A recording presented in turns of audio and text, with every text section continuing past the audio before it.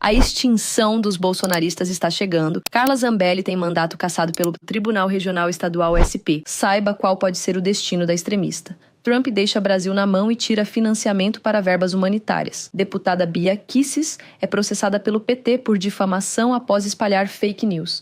Agora, a seguidora do Bolsonaro poderá pagar caro na justiça. Fique até o final para entender esses e outros desdobramentos aqui no canal da Mídia Ninja. A deputada federal Carla Zambelli teve seu mandato cassado pelo Tribunal Regional Eleitoral de São Paulo por abuso de poder. Porém, como ainda cabe recurso no TSE, a cassação não tem efeito imediato. O TRE-SP concluiu que Zambelli espalhou desinformação sobre o processo eleitoral de 2022, fazendo uso indevido dos meios de comunicação. Com 5 votos a favor e 2 contra, a decisão a torna inelegível por 8 anos, a partir do ano das eleições, também por abuso de poder político. Caso a cassação seja confirmada pelo TSE, os votos recebidos por Zambelli serão anulados, o que pode impactar diretamente a composição da bancada na Câmara dos Deputados. Entre os parlamentares que podem ser afetados estão Francisco Everardo Oliveira Silva, mais conhecido como Tiririca, e o extremista Paulo Bilinski. A AIGE foi movida pela deputada federal Sâmia Bonfim, do PSOL,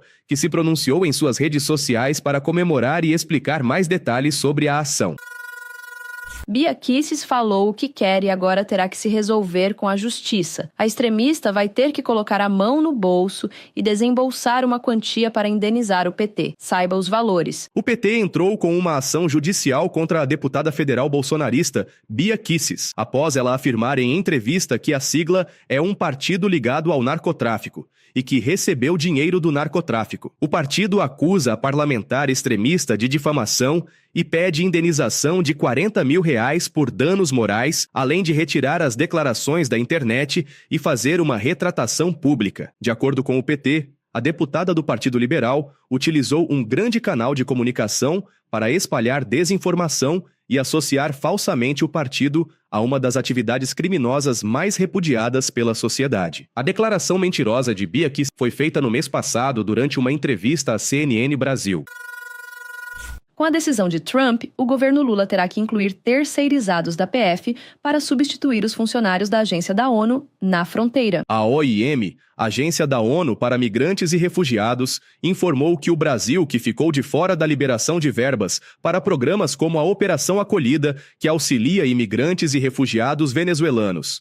De acordo com a informação que chegou ao governo Lula, priorizaram o financiamento de agências em países como Iraque, Síria e Gaza, deixando o Brasil sem o apoio essencial para a operação. Vale lembrar que o governo americano é responsável por 60% de toda a verba que a OIM dispõe. A OIM administrava abrigos e auxiliava no atendimento aos imigrantes venezuelanos. Agora, o governo Lula precisará manter a acolhida com uma operação emergencial, incluindo 40 terceirizados da Polícia Federal para substituir os funcionários da agência que atuavam na fronteira. Vice-governador de Tarcísio veta importante PL, que autorizava o Estado a produzir medicamentos à base de cannabis por questões orçamentárias. O vice-governador de São Paulo, Felício Ramute, vetou um projeto de lei que autorizava o Estado a produzir medicamentos à base de cannabis. Ele alegou questões orçamentárias e violação ao princípio de separação dos poderes. A proposta dos deputados Valdomiro Lopes e Caio França visava garantir o acesso gratuito e seguro aos pacientes que necessitam, com o Estado assumindo um papel mais ativo na produção e distribuição desses produtos, que em sua rede social lamentou o veto do vice de Tarcísio de Freitas. São Paulo é um estado pioneiro em relação a tratamentos com cannabis medicinal. Em 2024, o Brasil atingiu a marca de 672 mil pacientes que se tratam com cannabis medicinal. Mais um na mira. O STF recebeu nova investigação da PF sobre supostas irregularidades em emendas do senador Irajá Abreu. O caso já é o 15º. O STF recebeu uma nova investigação da Polícia Federal sobre supostas irregularidades na destinação de recursos de uma emenda do senador Irajá Abreu. O caso tramita em sigilo e aumenta para 15 o número de investigações envolvendo emendas parlamentares no Supremo. O senador nega qualquer irregularidade. Desde 2024, ao menos 14 apurações sobre o uso de emendas parlamentares estão em andamento no STF, sob a responsabilidade de 6 relatores diferentes. O processo sobre o senador foi protocolado em 23 de janeiro e enviado ao ministro Flávio Dino, a pedido da Polícia Federal. Dino, por sua vez, pediu que a relatoria fosse avaliada pela presidência do STF, que aguarda parecer da PGR sobre sua atuação em outro caso relacionado à Operação Overclean.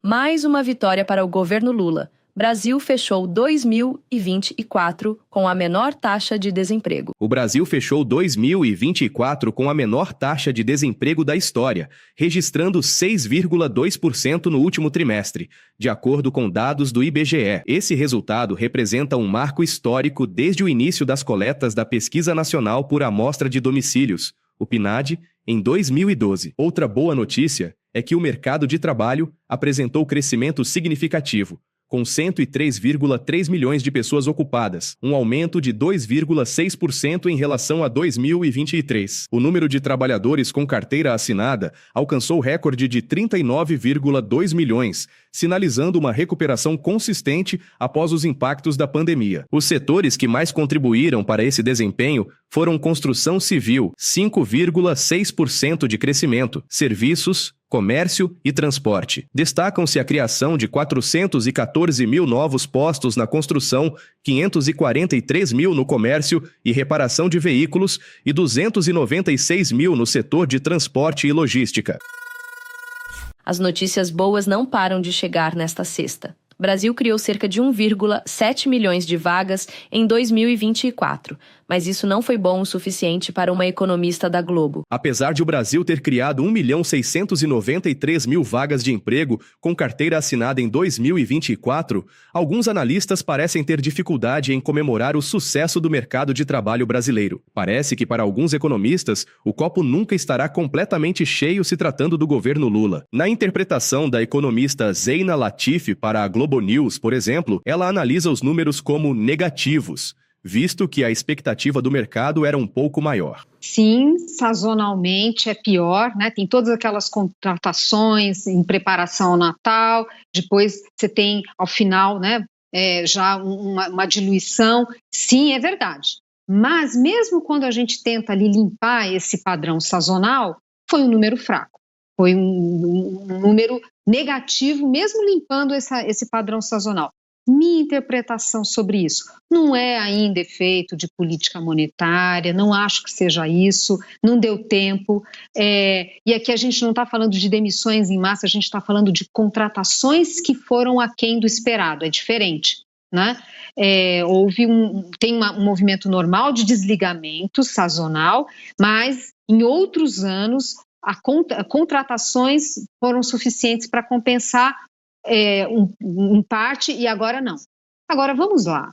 Teve um câmbio indo a 6,30, uma expectativa de choque de juros, uma volatilidade enorme nos mercados.